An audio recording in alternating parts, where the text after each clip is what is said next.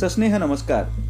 युवा मनवंतर आणि कल्पक विद्यार्थी समूह यांच्या संयुक्त विद्यमाने आयोजित अमृत महोत्सवी भारताचा वेध घेणाऱ्या इंडिया ॲट 75 या ऑनलाईन व्याख्यानमालेत आपणा सर्वांचे मनपूर्वक स्वागत.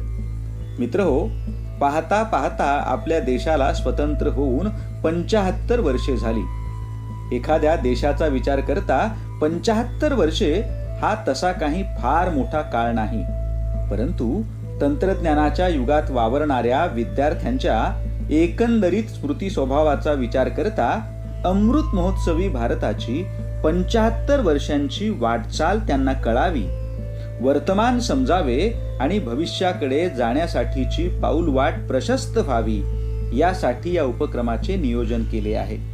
इंडिया ॲट 75 या आगळ्या वेगळ्या ऑनलाईन व्याख्यानमालेतील आजचे हे पहिले व्याख्यान आणि मांडणी करणारे मान्यवर व्याख्याते आहेत डॉक्टर मुस्तजीब खान, डॉक्टर बाबासाहेब आंबेडकर मराठवाडा विद्यापीठ औरंगाबाद, विद्यापीठातील विद्यार्थी विकास विभागाचे संचालक, परदेशी विद्यार्थी कक्षाचे संचालक, उत्तम प्रशासक अशी त्यांची ख्याती आहेच, पण त्याहीपेक्षा विद्यार्थी प्रिय प्राध्यापक आणि मूलभूत मांडणी करणारे व्यासंगी अभ्यासक म्हणून त्यांचा लौकिक मोठा आहे. मराठी, हिंदी, उर्दू आणि इंग्रजी या भाषांवर उत्तम प्रभुत्व, यातून नाटक, कादंबरी, कविता यांचे मराठी, इंग्रजी अशा स्वरूपात केलेले भाषांतर कसे असावे याचा आदर्श वस्तुपाठ ठरणारे आहे. 26 वर्षांच्या आपल्या सेवा काळात हजारो विद्यार्थी त्यांच्या डोळे दिपवून टाकणाऱ्या व्यासंगाने प्रभावित झालेले आहेत. शेकडो विद्यार्थ्यांच्या संशोधनाला आणि आयुष्यालाही त्यांनी दिशा दिली आहे. Indian society for theatre research आणि the association for the study of literature and environment अशा अनेक प्रतिष्ठित संस्थांचे सन्माननीय सदस्य म्हणून या संस्थांच्या वाटचालीत त्यांनी महत्त्वाचे योगदान दिले आहे. भारतीय नाटकाचे अत्यंत महत्त्वाचे अभ्यासक आणि नाट्य चळवळीचे सक्रिय कार्यकर्ते असणाऱ्या त्यांच्यासारख्या मान्यवर अभ्यासकाच्या व्याख्यानाने या ऑनलाईन व्याख्यानमालेचा आरंभ होणे ही युवा मनवंतर परिवारासाठी आनंद आणि अभिमानाची गोष्ट आहे. त्यांच्या प्रती आमच्या मनात असणारी कृतज्ञता शब्दातीत आहे. आपण त्यांच्या मांडणीचे आणि या उपक्रमाचे हार्दिक स्वागत कराल अशी अपेक्षा आहे. नमस्कार मित्रांनो, सर्वप्रथम भारताच्या 75व्या स्वातंत्र्य दिनाच्या मनपूर्वक शुभेच्छा. या 75 वर्षाच्या वाटचालीत भारतात सांस्कृतिक क्षेत्रात खूप मोठे बदल जाणवले. मुळात सांस्कृतिक क्षेत्र हे पूर्णपणे स्वतंत्र झालं असं आपल्याला म्हणता येणार नाही. आपल्याला मिळालेला हा जो संपूर्ण स्वातंत्र्य लढ्यानंतर मिळालेली जी मुक्ती होती ही राजकीय होती. सामाजिकसाठी भारताच्या संविधानाने काही तरतुदी करून सामाजिक मुक्ती मिळवण्याचा प्रयत्न केला, स्वातंत्र्य मिळवण्याचा प्रयत्न केला. परंतु सांस्कृतिक क्षेत्रात आणि विशेष करून नाटकासाठी आणखीन हवी तेवढी मुक्ती, हवी तेवढं स्वातंत्र्य मिळालेलं नाही. तसं पाहता हे विधान तुम्ही म्हणाल फारच तुम्ही बोल्ड विधान केलेलं आहे. कारण देशाला जर स्वातंत्र्य मिळालं असेल तर देशाच्या सांस्कृतिक ज्या घडामोडी घडतात, ज्या गोष्टी होतात, त्याला सुद्धा स्वातंत्र्य मिळालं.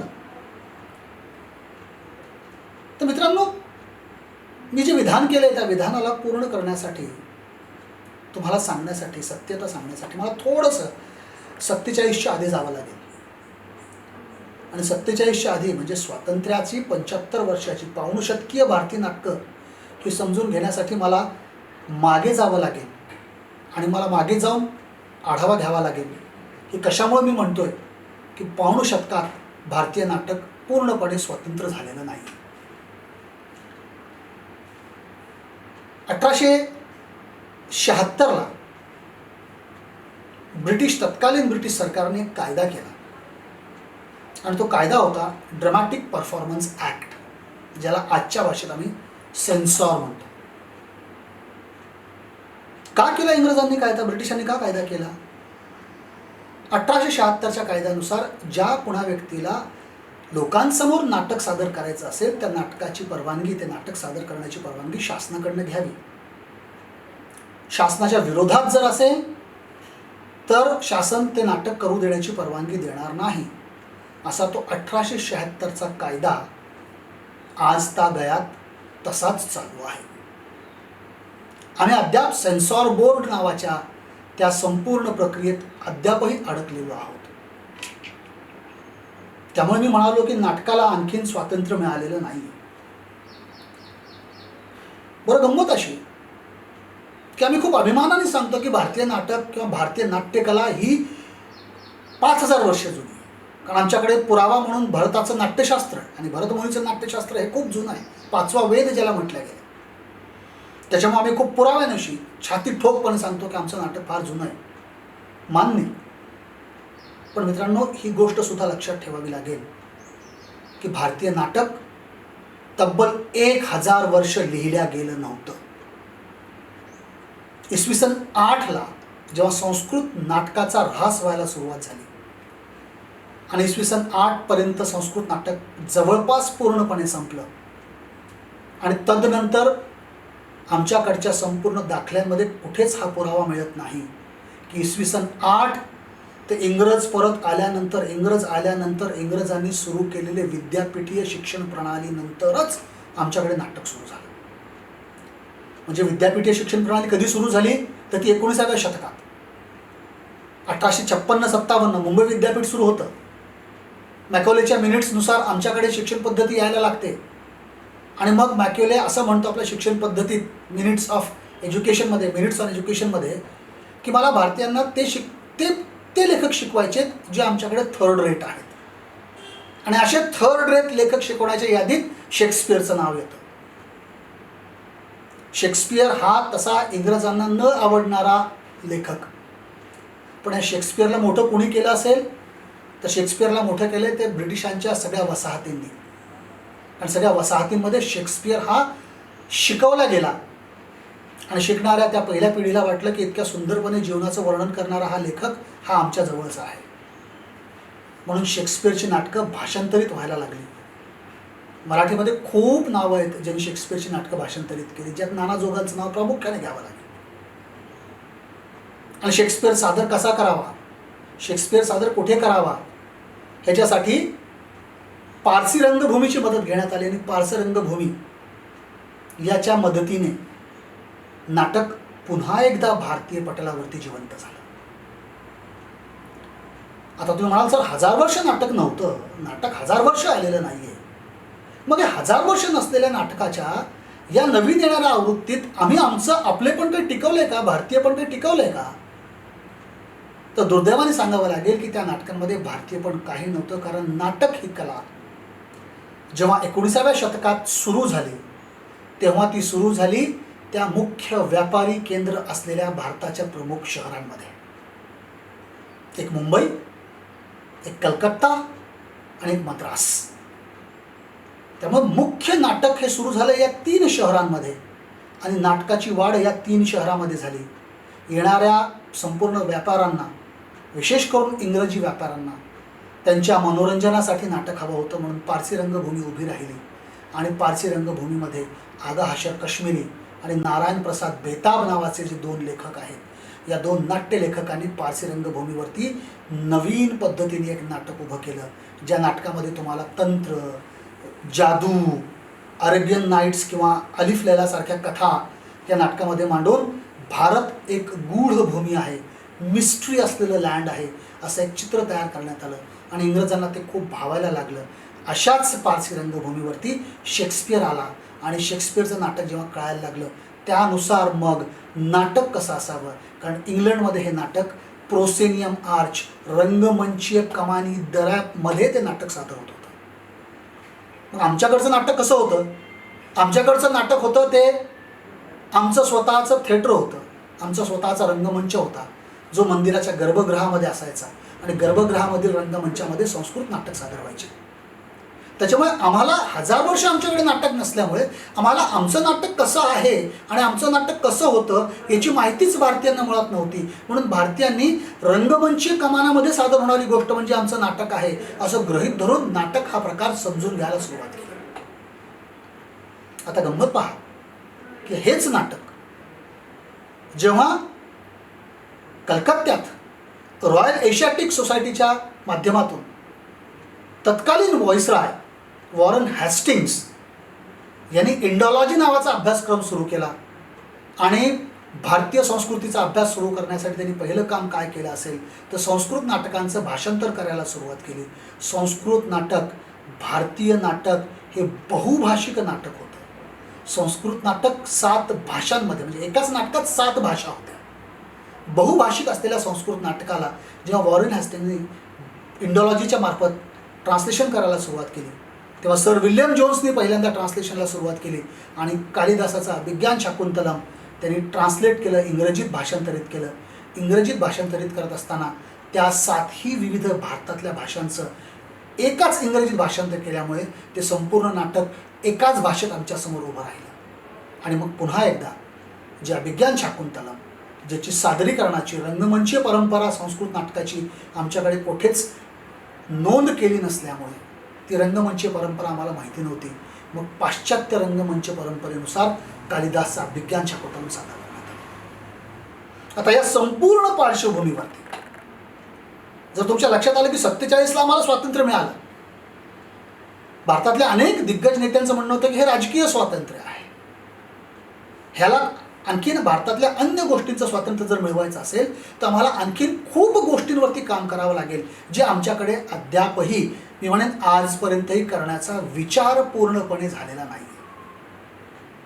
47ला स्वातंत्र्य मिळालं, हा काळ असा होता 47चा किंवा 20व्या शतकातला हा जो काळ आहे, या काळात ब्रिटिशांच्या वसाहती स्वातंत्र्य व्हायला लागल्या होत्या. आणि उदाहरणादाखल एक गोष्ट सांगतो, त्याच्यावर तुमच्या लक्षात येईल की आम्ही कशा पद्धतीने आणखीन स्वतःला वसाहतवादाच्या त्या संपूर्ण चौकटीतून बाहेर काढू शकलो नाही. त्याचं उदाहरण म्हणजे आपल्यासोबतच नायजेरिया नावाचा देश हा साधारणपणे 1960-70च्या काळात स्वतंत्र झाला आणि स्वातंत्र्य झाल्याबरोबर नायजेरियाने जसं राजकीय स्वातंत्र्य उपभोगलं तद्वतच नायजेरियाने ठरवलं की आम्ही सांस्कृतिक स्वातंत्र्यसुद्धा घ्यायला सुरुवात करू.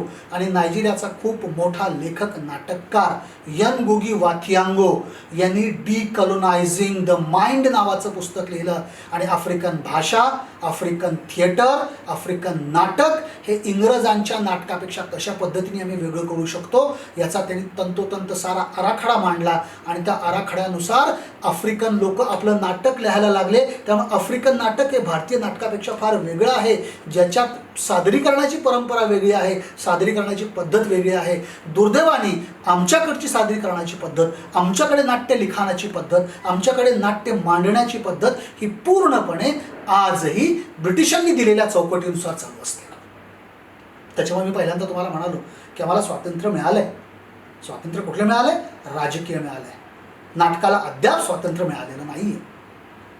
मग या 75 वर्षात नेमकं घडलं काय, झालं काय? पाऊणशतकीय नाटकांमध्ये आम्ही मिळवलं काय?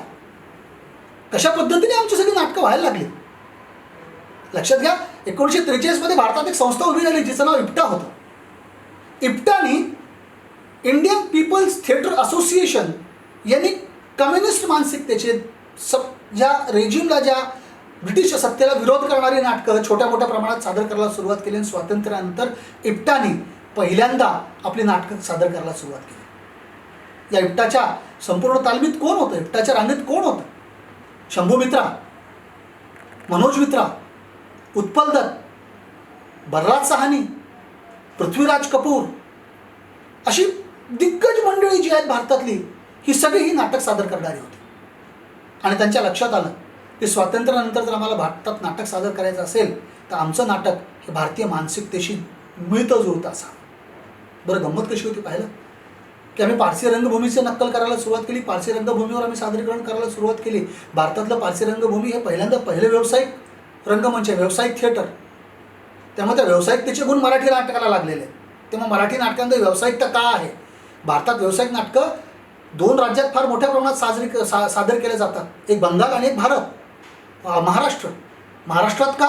तर पारसी रंगभूमीचा आमच्यावरती खूप मोठा परिणाम आहे आणि त्याच्यामुळे आम्ही पारसी रंगभूमीप्रमाणे आम्ही व्यावसायिक नाटकं सादर करायला सुरुवात केली. बरं, नाटक पाहायला कोण येतं? नाटक पाहायला मध्यमवर्गीय माणूस येतो. ब्रिटिशांनी एक मध्यमवर्गीयांची पूर्ण जमात उभी केली होती. तीच मध्यमवर्गीयांची जमात स्वातंत्र्यानंतर राज्यकारभारात आली, प्रशासन सांभाळायला लागली आणि प्रशासन सांभाळत असताना प्रशासनाला अपेक्षित असलेली ती नाटक असावीत असा हस्तक्षेप करायला सुरुवात झाली. म्हणून 1947 ते 1956 पर्यंत, मी मुद्दाम कालखंड तुम्हाला सांगतो, 1947 ते 1956 पर्यंत भारतीय नाटकांमध्ये प्रशासकीय हस्तक्षेपापायी भारतीय नाटक, तीच जुनी नाटकं जी इंग्रजांच्या काळात सादर केल्या जायची, तीच नाटकं सातत्याने 9 वर्ष करत होता. हे पारसी रंगमंच, ज्याचं रूपांतर जे पारसी रंगमंच नंतर टिकलं नाही काळाच्या ओघात, कारण संपूर्ण पारसी रंगमंचाने स्वतःला चित्रपट बनवण्याच्या क्षेत्रात वळवून घेतलं आणि त्यामुळे पारसी रंगमंच पूर्ण बंद झाला आणि ते सगळे चित्रपटसृष्टीत गेले. मग भारतीय रंगमंच या 9 वर्षात पूर्णपणे त्याच गोष्टी सादर करत होता 47 ते 56 मध्ये, ज्या 47च्या आधी सादर करत होता. ही गोष्ट तत्कालीन शिक्षण मंत्री मौलाना आझाद यांनी खूप प्रकर्षाने हेरली आणि त्यांनी पहिल्यांदा काय केलं असेल तर 1953 मध्ये मौलाना आझाद यांनी संगीत नाटक अकादमी सुरू करण्याची परवानगी दिली. संगीत नाटक अकादमी नेहरू सरकारने, तत्कालीन शिक्षण मंत्री मौलाना अबुल कलाम आझाद यांच्या संकल्पनेतनं संगीत नाटक अकादमीची सुरुवात झाली. 1953ला संगीत नाटक अकादमी सुरू झाली आणि संगीत नाटक अकादमीसमोर सर्वात मोठा प्रश्न उभा राहिला की नेमकी भारताची सांस्कृतिक कंप्लीट पॉलिसी काय असावी, कशा पद्धतीने भारताचं सांस्कृतिक धोरण आखलं जावं, या संदर्भात पूर्ण विचार करण्याचे, पूर्ण अभ्यास करण्याचे अधिकार तत्कालीन सरकारने, नेहरू सरकारने हे संगीत नाटक अकादमीला दिले. त्यामुळे 75 वर्षाच्या इतिहासात आम्हाला 2 तारखांच्या नोंदी, 2 वर्षांच्या नोंदी खूप महत्त्वाच्या वाटतात. त्या म्हणजे 1956 आणि दुसरी तारीख 1989. 1956 याच्यासाठी फार महत्त्वाची तारीख की 53ला संगीत नाटक अकादमी सुरू झाल्यानंतर संगीत नाटक अकादमीने ठरवलं की आता भारतात जिवंत असलेले सगळे नाटक सादर करणारे, परफॉर्मिंग आर्ट्स सादर करणाऱ्या लोकांसाठी एक आपण सेमिनार आयोजित करावा. आता बा 53ला संगीत नाटक अकादमी सुरू झाली, तिने 54 मध्ये संगीतासाठी घेतलं, 55 मध्ये चित्रपटांसाठी एक सेमिनार घेतला आणि 56 मध्ये नाटकासाठी, थिएटर अँड परफॉर्मिंग आर्ट्ससाठी त्यांनी 1956ला सेमिनार घेतला. भारतातली 34 नामांकित नाटक सादर करणारी, नाटक लिहिणारी लेखक मंडळी, सादरकर्ते मंडळी यांना त्यांनी एकत्र बोलवलं, ज्यात महाराष्ट्रातनं प्रभाकर माचवे, गुजरातमधनं दीना पाठक, दीना गांधी, त्याच्यानंतर मुल्कराज आनंद सारखा लेखक, प्रोग्रेसिव्ह रायटर्सचे लेखक, अशा सगळ्या विविध लेखकांना, विविध कलाकारांना यांनी सगळ्यांनी एकत्र केलं. आणि सर्वपल्ली राधाकृष्णन उपराष्ट्रपती असताना त्यांच्या हस्ते त्या 1956च्या सेमिनारचं उद्घाटन झालं. राधाकृष्णननी पहिल्यांदा पॉलिसी मांडण्याचा प्रयत्न केला. राधाकृष्णन म्हणाले की आम्हाला भारतीय नाटक हे भारतीय मानसिकतेशी, भारतीय रंगमंच हे भारतीय जीवनाशी आणि भारतीय कला ही भारताच्या संस्कृतीशी निगडीत असलेली तयार करणे, त्या पद्धतीने चालवणे हे फार महत्त्वाचं आहे. त्या 1956च्या सेमिनारमध्ये 7 रेझोल्युशन्स पास करण्यात आले.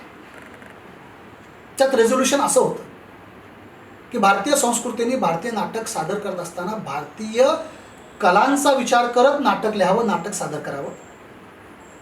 नंबर 2, नाटककारांचे प्रशिक्षण वर्ग सातत्याने भारतात घेतले जावे, म्हणजे भारतीय संस्कृतीनुसार ते नाटक लिहिते. नंबर 3, संपूर्ण कलावंतांना त्यांचं प्रशिक्षण देण्यासाठी प्रशिक्षण संस्था उभ्या कराव्या. नंबर 4, या संपूर्ण नाटकाच्या समीक्षेसाठी समीक्षकांना तयार करण्यासाठी पूर्ण एक समीक्षेची प्रणाली पूर्णतः नवीन तयार करण्यात यावी. त्यासाठी एक स्कूल तयार करावं, ज्यातनं समीक्षेचे स्कूल तयार होतील, ज्यामुळे नवीन थिअरीज बाहेर येतील नाटकाच्या. त्याच्यानंतर 6वं रेझोल्युशन होतं की भारतातनं नाटकासाठी आम्ही एखादं मासिक, एखादं जर्नल हे रेग्युलरली प्रकाशित करावं, जेणेकरून आमच्या लक्षात येईल की भारतातल्या नाटकांमध्ये काय बदल घडत आहेत, नाटक कशा पद्धतीने सादर होत आहे.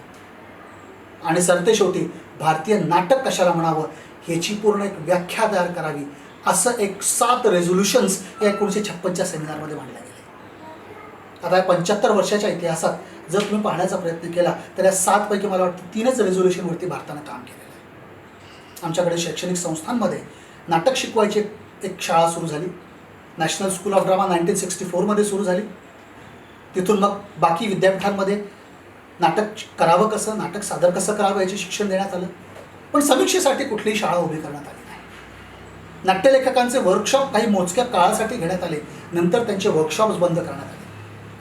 भारतातनं कुठलंच नाटकासाठीचं एक पाक्षिक, एक मासिक, एक जर्नल असं काढण्याचा प्रयत्न फार कमी काळासाठी इनॅक्ट नावाचं एक मासिक 1972 ते 1975 पर्यंत चालू होतं. त्याला राजेंद्र नाथ काढायचे, त्याचे संपादक होते. आणि काही काळासाठी national school of drama theatre India या नावाने एक मासिक भारतातल्या थिएटर्सवरती काढायचं. त्यांचंही आता प्रकाशन बंद झालं आहे. साधारणपणे 1990च्या नंतर त्यांनी प्रकाशन बंद केलं.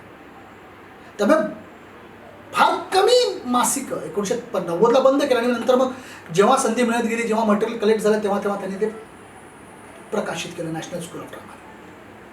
मग भारताच्या नाटकाची संपूर्ण डेव्हलपमेंट, त्याचा विकास आम्हाला कळेच ना की नेमका झालाय कसा.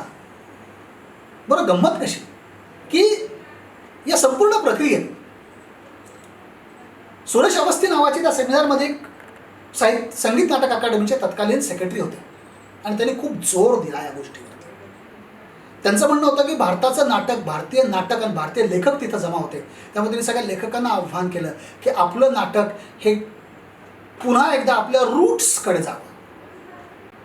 त्यामुळे भारतात थिएटर ऑफ रूट्स नावाची संकल्पना रुजवण्याचं काम हे सुरेश अवस्थीने 1956च्या सेमिनारमध्ये केलं.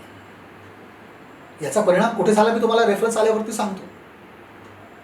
आता 1956मध्ये हा सेमिनार झाला. या सेमिनारमध्ये काय असावं हे सगळं ठरलं. पण नेमकी भारतीय नाटकांची व्याख्या काय करावी, भारतीय नाटक म्हणायचं कोणाला? कारण भारत हा बहुभाषिक आहे. बंगाली नाटकांना भारतीय नाटक म्हणायचं, मराठी नाटकाला म्हणायचं, हिंदी नाटकाला म्हणायचं, पंजाबीला म्हणायचं, मलबारी म्हणजे मल्याळी नाटकाला म्हणायचं, तमिळ नाटकाला म्हणायचं का हिंदी नाटकाला म्हणायचं, कोणत्या नाटकाला भारतीय नाटक म्हणायचं याच्यावरती एकमत होत नव्हतं. म्हणून भारतीय नाटक त्याला म्हणावं जे नाटक भारताच्या संविधानात दिलेल्या भाषेमध्ये लिहिल्या गेलं असेल ते. मग त्यावेळेस 16 भाषा संविधानात मंजूर करण्यात आल्या होत्या. त्यात इंग्रजीसुद्धा एक भाषा, भारतीय भाषा होती, म्हणून इंग्रजीत सुद्धा नाटकं त्या काळात लिहिल्या गेली. आणि या संपूर्ण नाटकाच्या प्रक्रियेमध्ये एक फार महत्त्वाची गोष्ट घडत गेली, ती म्हणजे भारतात नाटक जे लिहिलं जात होतं ते नाटक सादर करण्यासाठी त्या नाटककाराकडे संस्था नव्हत्या. नाटककार स्वतंत्ररित्या नाटक लिहित नव्हते.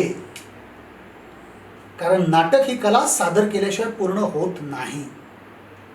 त्यामुळे भारतीय नाटकांमध्ये प्रामुख्याने तुम्हाला जाणवेल, भारतीय नाटकाच्या या पाऊणशतकीय अभ्यासामध्ये तुमच्या लक्षात येईल की भारतीय नाटक कधी डेव्हलप झालं, जेव्हा भारतीय नाटकांमध्ये दिग्दर्शक नावाची व्यक्ती प्रामुख्याने यायला लागली. हा दिग्दर्शक जेव्हा आला ना, तेव्हा भारतीय नाटकांनी एक वेगळंच रूप घ्यायला सुरुवात केली. जगाला भारतीय नाटक कळायला लागलं आणि लोकांना लक्षात यायला लागलं की भारतामध्ये अशा पद्धतीचं नाटक होतं. या भारतीय नाटककारांमध्ये तुमच्या माहितीसाठी खूप महत्त्वाची गोष्ट सांगतो मी मित्रांनो, की या भारतीय नाटककारांमध्ये जेव्हा नाटक गिरीशचंद्र घोषने नाटक 19व्या शतकाच्या शेवटी नाटक बंगालीमध्ये सादर करायला सुरुवात केली, तेव्हा स्वतः ते नाटक दिग्दर्शित करत होते. नाटकात पूर्वी दिग्दर्शक नव्हता. नाटकात पूर्वी तालीम मास्तर असायचा, जो संहिता घ्यायचा आणि जो ट्रूप असायचा, जो संघ सादर करणारा असायचा, त्याची तो तालीम घेत राहायचा. तो तालीम लेखकाबर हुकूम, लेखकाने जे लिहून दिलं संहितेत त्यानुसारच तो तालीम घेत असायचा. त्यामुळे त्या लेखकाबर हुकूम सादर करणाऱ्या त्या संहितांमध्ये दिग्दर्शक नावाची गोष्ट नव्हती.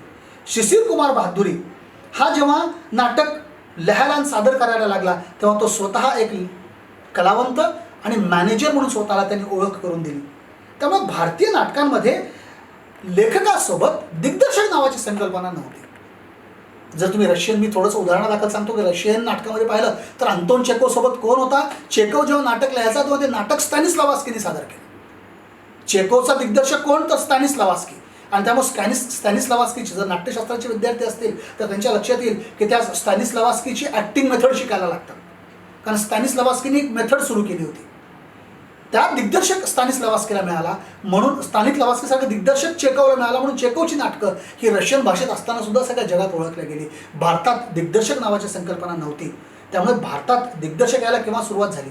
भारतात दिग्दर्शक यायला सुरुवात झाली जेव्हा काही बंगाली नाटककारांनी विचार असा केला की आपण आता दिग्दर्शकाशिवाय नाटक सादर करायचं नाही, एक माणूस पूर्णतः नियुक्त करायचा, त्यांनी विचार करावा की नाटक कसं करायचं, कसा सादर करायचं. त्यामुळे भारतातल्या प्रमुख दिग्दर्शकांमध्ये आम्हाला नाव घ्यावं लागेल ते शंभू मित्रांचं. बंगालीमध्ये मेजर नाटककार आणि भारतातले जर मी खूप मोठे दिग्दर्शक जर म्हणत असेल तर एक शंभू मित्रा, नंबर 2 उत्पल दत्त, तिसरे अब्राहम अलकाजी आणि चौथे हबीब तन्वीर. ही 4 माणसं ज्या मोठ्या प्रमाणात नाटकाला आपल्या पद्धतीने सादर करण्यासाठी म्हणून उभी राहिली. कारण शंभू मित्राचा संबंध जो होता तो इप्टाशी होता. 1943 मध्ये जेव्हा बंगालमध्ये खूप मोठा दुष्काळ पडला त्यावेळेस नाबंद नावाचं नाटक जेव्हा लिहिलं बिजोन भट्टाचार्यांनी, तेव्हा त्याचं दिग्दर्शन शंभू मित्रांनी केलं होतं. त्याच्यामुळे शंभू मित्राचं असोसिएशन इप्टाशी 1949 पासून होतं. या शंभू मित्रांनी बहुरूपी नावाची संस्था कलकत्त्यात सुरू केली आणि बहुरूपीच्या माध्यमातून कलकत्त्यातील मनोज मित्रांना नाटक लिहायला लावून भारतातल्या मोठ्या मोठ्या नाटककारांची नाटकं भाषांतरित करायला लावून त्यांनी बहुरूपीच्या माध्यमातून नाटक सादर केले. उत्पल दत्त हा 1950-51 पर्यंत इप्टाचा एक सदस्य, इप्टामध्ये नाटक करणारा, पण त्याच्या लक्षात आलं की इप्टा आपली मूळ भूमिका सोडतंय. त्यामुळे उत्पल दत्त इप्टामधनं बाहेर पडून उत्पल दत्तने स्वतःचं लिटिल थिएटर ग्रुप नावाचं एक नाटक कंपनी सुरू केली आणि पुन्हा एकदा स्वतः नाटक लिहित, स्वतः नाटक दिग्दर्शित करीत आणि बंगाली नाटकांमध्ये एक दिग्दर्शकाची परंपरा 1959 पासून सुरू करत एक नवीन प्रकारचं नाटक देण्याचा प्रयत्न केला. Abraham Alkazi royal academy of dramatic आर्टमधनं शिकून, लंडनवरून शिकून 1950ला भारतात आले. मुंबईत त्यांनी थिएटर ग्रुप सुरू केलं, थिएटर युनिट सुरू केलं, त्या माध्यमातून नाटक करायला सुरुवात केली. सुरुवातीच्या काळात त्यांनी शेक्सपियरची खूप नाटकं केली आणि नंतर 1964ला भारतीय सरकारने त्यांच्यावर जबाबदारी दिली की नॅशनल स्कूल ऑफ ड्रामाचे तुम्ही संचालक व्हा आणि त्याचा एक पूर्ण अभ्यासक्रम तयार करा, नाटक कसं करावं हे शिकवण्यासाठी तुम्ही एक संस्थेत खूप मोठं योगदान द्या. म्हणून 1964 ते 1972 पर्यंत अब्राहम अलकाजी हे नॅशनल स्कूल ऑफ ड्रामाचे संचालक होते आणि त्यांनी नाटक लिहावं कसं, नाटक सादर कसं करावं याचं पूर्ण प्रशिक्षण देण्याचं काम केलं. ज्याचा परिणाम आपल्याला दिसेल की आज भारतातलं मोठं नाटक आणि भारतात नाटक सादर करणारे खूप मोठे कलावंत, मग ते रंगभूमीवरती असतील, मग ते चित्रपटात असतील, ते सगळे अब्राहम अलकाजीचं नाव घेतल्याशिवाय पुढे जात नाही. हबीब तन्वीर हे नाव छत्तीसगढी नाटकासाठी फार मोठ्या प्रमाणात घेतलं जातं. पण या माणसाने बर्टॉल्ट ब्रेश्टच्या स्कूलमध्ये जाऊन जर्मनीमध्ये ट्रेनिंग घेतली आणि ब्रेश्टचं नाटक तिथे शिकून भारतात आल्यावर त्याच्या लक्षात आलं की नाटक आम्हाला आमच्या भाषेत सादर करावं लागेल. म्हणून हबीब तन्वीरने छत्तीसगड लोकांच्या त्यांची भाषेत नाटक सादर करण्यासाठी नाटक लिहायला सुरुवात केली आणि आग्रा बाजारसारखं नाटक असेल, चरणदास चोरसारखं नाटक असेल, हे नाटक छत्तीसगडी लोकांना सोबत घेऊन नाटक करायला सुरुवात केली. म्हणजे नाटकात मोठा बदल घडवण्याची जबाबदारी हा दिग्दर्शक जेव्हा आमच्याकडे आला तेव्हा ती जबाबदारी आमच्याकडे पूर्णपणे पार पाडण्यात आली. पहा, आम्ही भारतात या 75 वर्षाच्या इतिहासात आम्ही असं म्हणतो की भारतातले 4 प्रमुख नाटककार आहेत ज्यांनी भारतीय नाटकांना वळण दिलं आहे, ज्यांना मॉडर्न इंडियाचे लेखक आम्ही म्हणायला लागतो, मॉडर्न इंडियाचे ड्रामॅटिस्ट म्हणतो. ते 4 नाटककार म्हणजे मोहन राकेश, बादल सरकार, विजय तेंडुलकर आणि गिरीश कर्नाड. ही 4 पिलर्स म्हणतो आम्ही मॉडर्न इंडियन थिएटरचे. ही 4 पिलर्स का म्हणतो आम्ही? कारण या 4 नाटककारांनी भारतीय नाटकाला एक वेगळ्या पद्धतीची दिशा दिली, विचार करायला लावणारी दिशा दिली. आता याच्यात काय गंमत आहे तुम्हाला सांगतो. या 4 नाटककारांचे दिग्दर्शक ठरलेले होते. आता तुम्ही मोहन राकेश म्हणाल तर मोहन राकेश यांनी जी नाटकं लिहिली त्यांची नाटकं सगळी श्यामानंद जालन नावाच्या दिग्दर्शकांनी ती दिग्दर्शित केली. मग त्यांनी लिहिलेलं नाटक असेल लहरों के राजहंस असेल, त्यांचं आधे अधुरे असेल, त्यांची जी काही नाटकं मोहन राकेश यांनी लिहिली ती नाटकं दिग्दर्शित करणारा त्यांचा दिग्दर्शक श्यामानंद जालन. परत या बादल सरकार स्वतः एक मोठे लेखक, नाटककार आणि स्वतः मोठे दिग्दर्शक. का मोठे दिग्दर्शक तुम्हाला सांगतो. या माणसाने दुर्दैवाने आमच्या 75 वर्षाच्या इतिहासात जर तुम्ही कोणालाही विचारलं तर भारतीय रंगभूमीने कुठली नवीन सिद्धांत, नवीन थेरी दिली काय विचारा तर आमचं भारतीय नाटकांचा अभ्यास करणारी सगळी मंडळी हे म्हणतील की आम्ही भारताच्या नाट्यशास्त्राकडे जातो, त्याला परत एकदा शिवतो आणि परत येतो म्हणतो आमच्याकडे भारताच्या नाट्यशास्त्राचा दुसरा कुठला ग्रंथ आहे. बादल सरकारने शताब्दी नावाचा रंगमंच सुरू केला, शताब्दी नावाचा ग्रुप सुरू केला आणि त्यांनी पहिल्यांदा एक भारतीय नाटकासाठी स्वतःची एक सिद्धांत, स्वतःची एक थेरी मांडण्याचा प्रयत्न केला आणि त्या थेरीला त्यांनी नाव दिलं थर्ड थिएटर. ते म्हणाले मी थर्ड थिएटरचा पाईक आहे, मी सगळं काही लिहिणार ते थर्ड थिएटरसाठी लिहिणार. कारण त्यांनी एवम इंद्रजीत जेव्हा लिहिलं होतं 1964 एवम इंद्रजीत हे बादल सरकार जेव्हा 1964, 62, 63 नायजेरियात इंजिनियर म्हणून होते, आर्किटेक्ट म्हणून होते, तेव्हा त्यांना ते सुचलं आणि तेव्हा त्यांनी लिहिलं. त्यामुळे भारतीय नाटकांच्या परंपरेत ॲब्झर्ड नाटक जे म्हणतो आपण, सॅम्युअल बेकेटच्या पठडीत जाणारं ॲब्झर्ड नाटक हे एका अर्थाने आपण बादल सरकारच्या एवम इंद्रजीतला ॲब्झर्ड नाटकाच्या श्रेणीत मोडण्याचा प्रयत्न करतो, टाकण्याचा प्रयत्न करतो. मग आमच्या स्वतःचा सिद्धांत नव्हता. बादल सरकारने या 75 वर्षाच्या इतिहासात थर्ड थिएटर नावाचं थिएटर द्यायला सुरुवात केली. त्यांच्या मते पहिलं थिएटर आहे कलोनियल थिएटर आहे, वसाहतवादी थिएटर आहे. दुसरं थिएटर आहे फोक थिएटर आहे, ज्याच्यात माणसं स्वच्छेने जायला तयारच नसतात, काहीतरी आम्ही त्याचं रूपच पालटलं आहे. त्याच्यामुळं दुसरं थिएटर आहे फोक थिएटर आहे. या दोन्ही थिएटरला नाकारणारं माझं थिएटर आहे. त्यामुळे ते कधीही रंगमंचाला रंगमंच म्हणत नव्हते. त्यांच्या थिअरीनुसार, त्यांच्या सिद्धांतानुसार ते अंगणमंच होतं. कारण अंगण, घरातलं अंगण जिथं सगळी लोक एकत्र बसतात, सगळी लोक एकत्र येतात, त्याला अंगण म्हणतात. म्हणून त्यांच्या मते त्याला अंगणमंच म्हणणं योग्य होतं. म्हणून त्यांनी रंगमंचाच्या सगळ्या पाश्चात्य परिभाषा मोडकळीस आणल्या, मोडून टाकल्या, तोडून टाकल्या. कमानी रंगमंच वापरला नाही. त्यांचं म्हणणं होतं की नाटकात, आणि हा माणूस तसं पाहता खूप मोठा मार्क्सिस्ट होता. त्याचं कारण असं होतं की या माणसाने स्पष्ट सांगितलं की नाटक तुम्ही आज कसं सादर करताय, जो माणूस सर्वात जास्त पैसे देतो त्याला तुम्ही जवळ बसवता आणि जो सर्वात कमी पैसे देतो त्याला दूर बारकलीत एका मागच्या कोपऱ्यात बसवता. म्हणजे नाटक तुम्ही कोणत्या गोष्टीसाठी सादर करताय? प्रत्येक नाटक करणारे या पद्धतीनेच नाटक सादर करतात. नाटकमध्ये क्लास स्ट्रक्चर मला मान्य नाही आणि म्हणून त्यांनी इकॉनॉमिक जी डिपेंडन्सी होती नाटकाची ती तोडून देण्यासाठी नाटक अंगणमंचमध्ये सादर करायला सुरुवात केली. आणि आम्ही आज जे क्राऊड फंडिंग नावाची कन्सेप्ट वापरायला सुरुवात करतो, नाटक चालू संपल्यानंतर सगळी लोक एकाला हात धरून एक चेन उभी करायची आणि मग पाहिल्यानंतर ज्या माणसाला जे वाटेल ह्याला मदत करावी ती माणसं तेवढा पैसा टाकायची आणि प्रेक्षकांकडनं मिळणाऱ्या पैशात शताब्दी चालायचं. जे बादल सरकारने हा मोठा बदल घडून आणला. विजय तेंडुलकरांना कोण मिळालं? सुरुवातीला विजय मेहता आणि तदनंतर अरविंद देशपांडे. अरविंद देशपांडेंची रंगायन. जेवढे काही विजय तेंडुलकरांनी प्रयोग केले असतील नाटकांचे मराठी नाटकांमध्ये, हे सगळे अरविंद देशपांडे, सुलभा देशपांडे आणि त्यांचा जो रंगायनचा समूह होता, या समूहाच्या माध्यमातून त्यांनी नाटक सादर केलं. आणि गिरीश कर्नाडांना कोण मिळालं? तर गिरीश कर्नाडांना मिळाला बी.व्ही. कारंत सारखा दिग्दर्शक, ज्याचा पूर्ण कन्नडा लोक साहित्याचा जेव्हा सोबत मिळाली, बी.व्ही. कारंतांचा लोकसाहित्याचा अभ्यास आणि गिरीश कर्नाडांनी आपल्या नाटकांमध्ये लोककलेचा वापर करायला सुरुवात केली. मग हैवदन असेल, नागमंडल असेल, तलेदंड असेल, ही जी काही नाटकं गिरीश कर्नाडांनी, अग्निवर्षा असेल, ही जी नाटकं होती गिरीश कर्नाडांची, या सगळ्या नाटकांमध्ये लोककलेचा जो वापर गिरीश कर्नाडांनी केला. हैवदन तर संगीत नाटक अकादमीचं पोस्टर म्हणून वापरलं जात होतं, कारण सुरेश अवस्थीच्या थिएटर ऑफ रूट्सचं जे रेझोल्युशन 56च्या सेमिनारमध्ये मान्य करण्यात आले होते, त्या रेझोल्युशनचं एक मोठं चित्र म्हणून हैवदन नावाचं नाटक उभं राहिलं. आणि 1989 जी दुसरी तारीख मी तुम्हाला मुद्दामून सांगितली होती, ती तारीख याच्यासाठी, ते वर्ष याच्यासाठी महत्त्वाचं आहे की ते नेहरू यांचा शताब्दी महोत्सव होतं. आणि नेहरू जन्मशताब्दी महोत्सवाच्या निमित्ताने नेहरू शताब्दी नाट्य समारोह हा दिल्ली इथे घेण्यात आला. या 13 ते 17 सप्टेंबर 1989 चाललेल्या नाट्य समारोहात जी नाटक सादर झाले, त्या नाटकांनी भारतीय नाटक लेखकाला, भारतीय नाटक सादर करणाऱ्या व्यक्तींना एक नवीन दृष्टी, एक नवीन विचार करण्याची एक नवीन वाट दाखवून दिली. यात सादर झालेली नाटकं कोणती कोणती होती?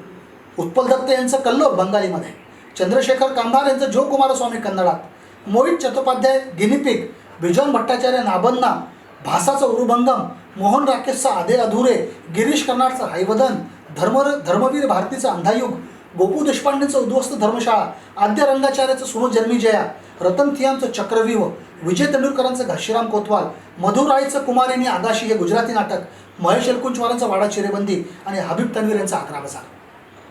या नाटकांचं जर तुम्ही नाव जरी विचारलं तर भारतीय साहित्यात या नाटकांनी एक आपलं स्वतःचं मोठं स्थान निर्माण केलेलं आहे. बरं, ही नाटकं का या लेखकांनी लिहिली आणि या शताब्दी महोत्सवासाठी सादर करण्यात आली का फक्त शताब्दी महोत्सवासाठी लिहिली?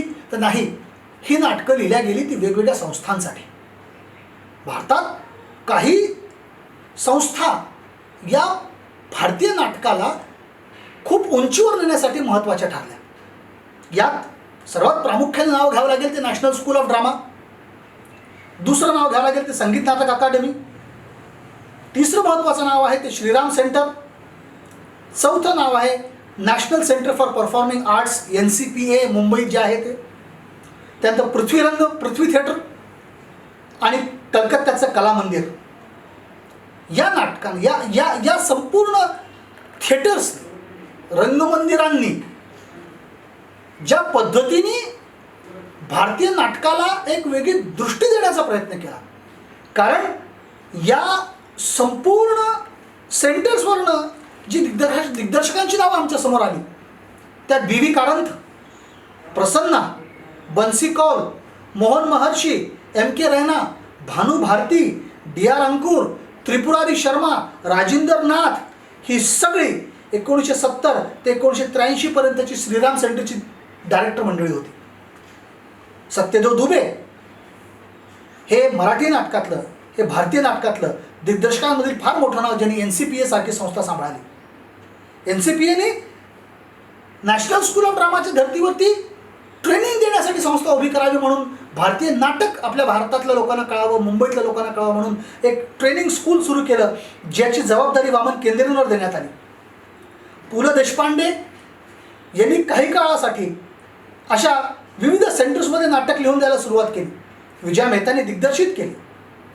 एक संगीत नाटक अकादमीने 10 वर्षाकरिता scheme of assistance to young theatre workers नावाची संस्था सुरू केली आणि 1984 ते 1994 पर्यंत अकादमीने विविध वर्कशॉप्स, चर्चासत्र, वार्षिक महोत्सव, मग ते आंतरराष्ट्रीय असतील, राष्ट्रीय असतील, त्या प्रादेशिक भाषेत असतील, असे महोत्सव साजरे करायला सुरुवात केली.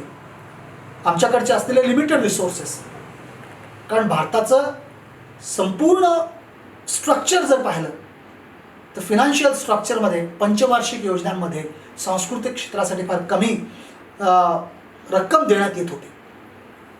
त्यामुळे नाटक सादर करत असताना प्रत्येकाला आपापल्या परीने नाटकं आपापल्या दिग्दर्शकाच्या हिशोबाने आपापल्या सेंटरमध्ये ती नाटकं सादर करावी लागत होती. आता नाटक सादर करत असताना जेव्हा एक रांग मी तुम्हाला सगळी दिग्दर्शकांची सांगितली, ज्यात पहिल्या कॅटेगरीमध्ये आपण असं म्हणू की शंभू मित्रा, अब्राहम अलकाझी, उत्पल दत्त, अरविंद देशपांडे, विजया मेहता, श्यामानंद जालान, सत्यदेव दुबे, राजेंद्र नाथ, श्रीराम लागू, अलेक पद्मसी, जब्बार पटेल, उषा गांगुली आणि आत्ताचा महेश दत्ता इथपर्यंत जर आपण म्हणत असू, तर एक दुसरी कॅटेगरी होती जी नाट्य लेखक आणि दिग्दर्शक एकत्र असलेली होती आणि स्वतः दिग्दर्शक होते.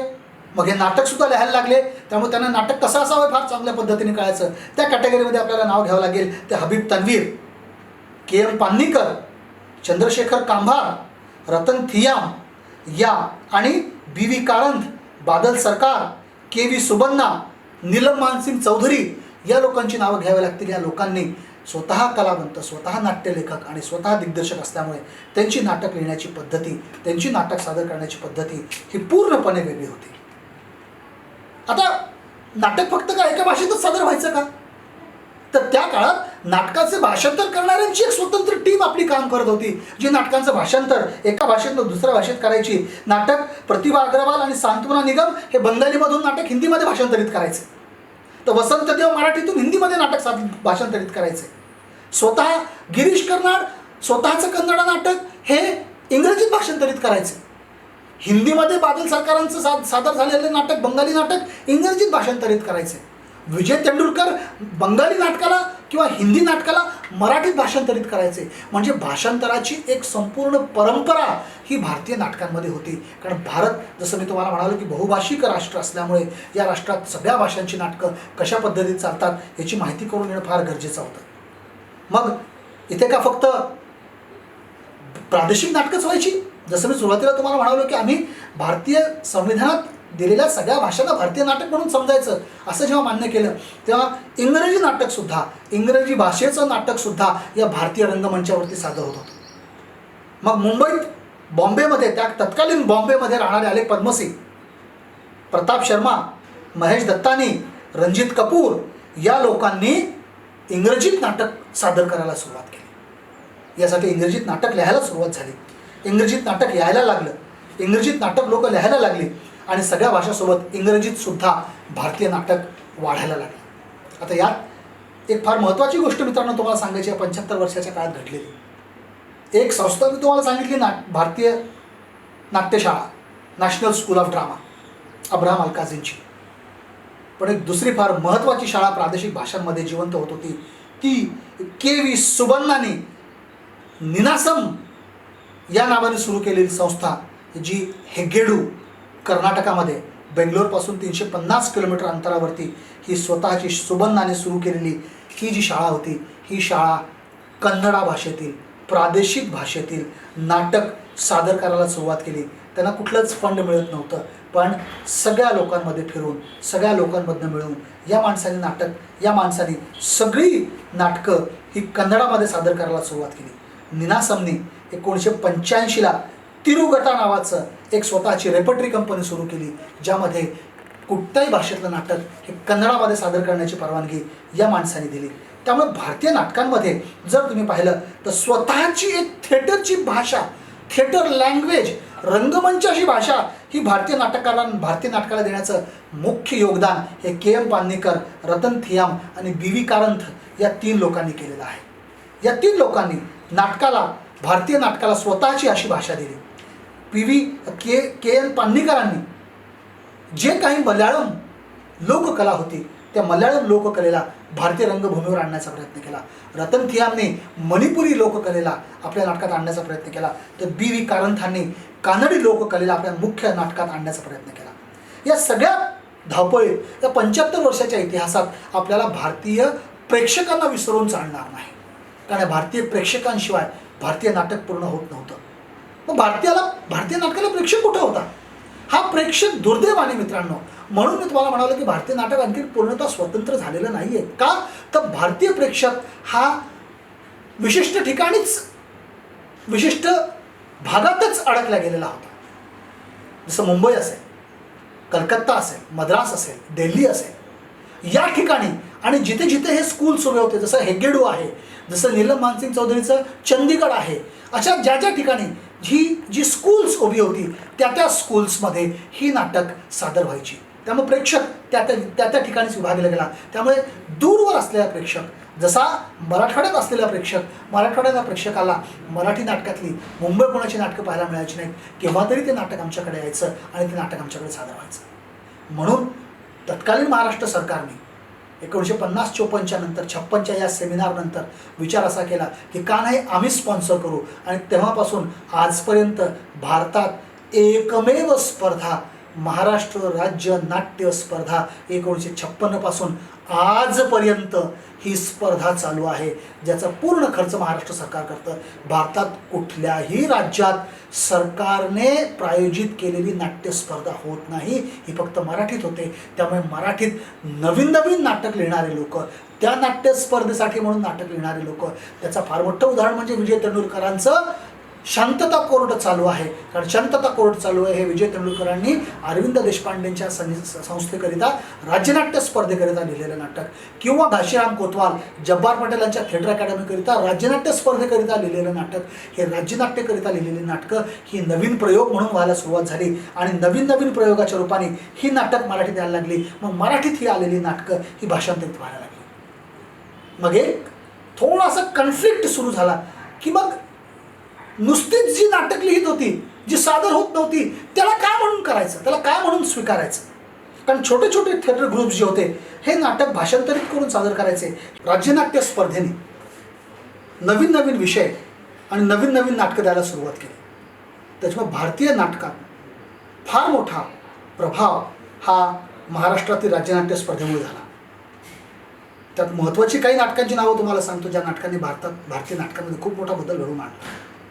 जसं मी शांतता कोर्ट चालू आहे म्हणालो, जसं घाशीराम कोतवाल म्हणालो, तसं तेंडुलकरांचं गिधाडे तसं तेंडुलकरांचं सखाराम बाइंडर या सगळ्या नाटकांनी खूप मोठा परिणाम भारतीय नाटकाला देण्याचा सुरुवात केली.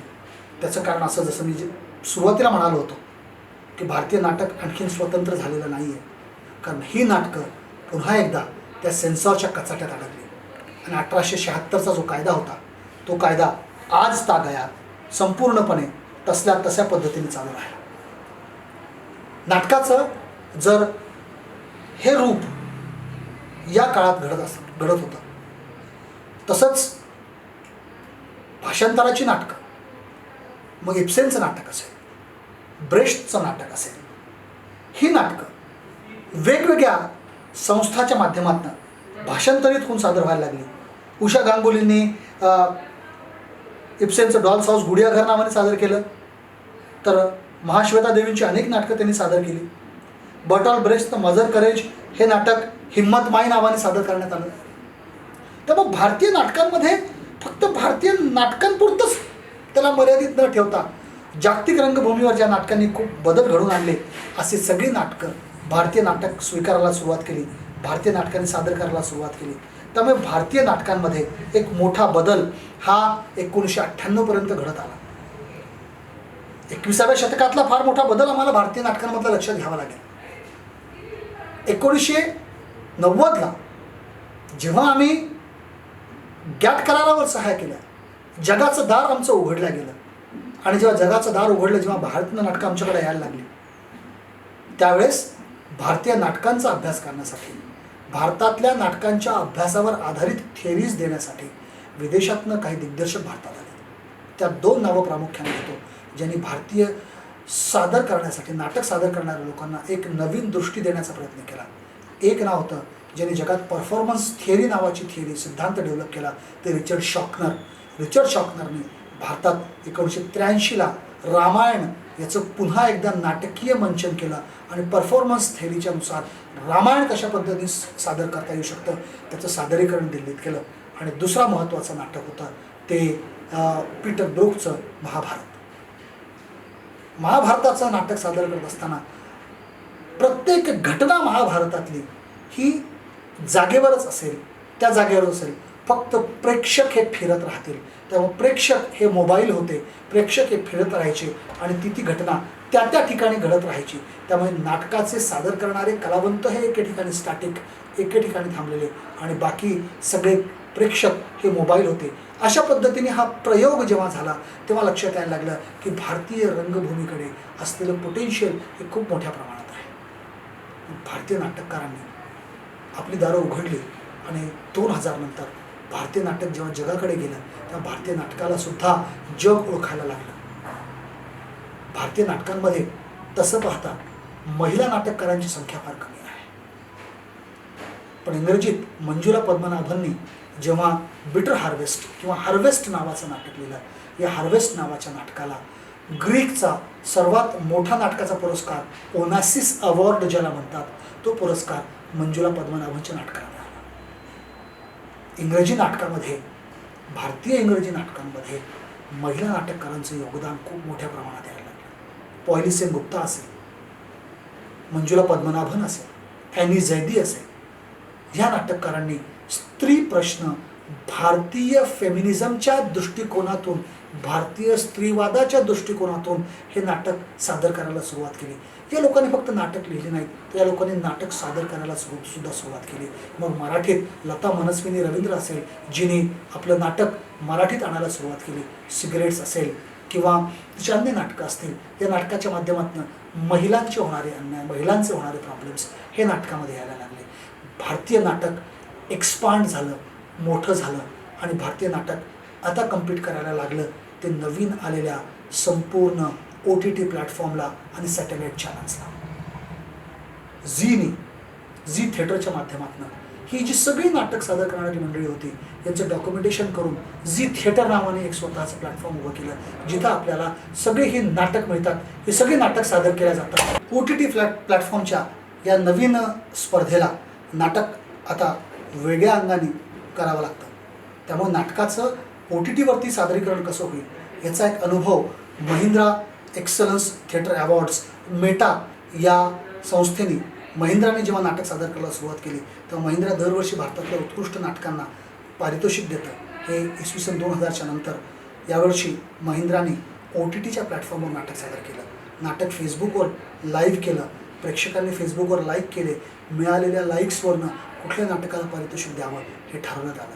त्यामुळे नाटक आता जर कॅमेऱ्याच्या माध्यमातून आपल्यापर्यंत येत असेल, फेसबुक लाईव्हच्या माध्यमातून आपल्यापर्यंत येत असेल, तर आपल्याला एक गोष्ट आता पाहावी लागेल की आता भारतीय नाटक लेखकांना कसं नवीन आव्हान सुरू करतं, कसं नवीन आव्हान देतं की आता नाटक लिहायचं कसं, कशा पद्धतीने सादर करायचं, कशा पद्धतीने ते रंगमंचावर आणायचं, जेणेकरून फेसबुक लाईव्हवर पाहणाऱ्या प्रेक्षकाला आता नाटक एका विशिष्ट फ्रेममध्ये पाहावं लागेल. ते नाटक ते कसे पाहतील आणि नाटकाचा संवाद, नाटक कसं लिहावं, नाटकाचं सादरीकरण कसं असावं, हे सगळं रूप आता आपल्याला पाहावं लागेल. येणाऱ्या काळात भारतीय नाटक बदलायला लागेल आणि बदलावं लागेल. तरच आम्ही भारतीय नाटक पुन्हा एकदा त्याच जोमाने, त्याच ताकदीने, त्याच नवीन प्रश्नांनी पुन्हा एकदा उभं करू शकू. धन्यवाद.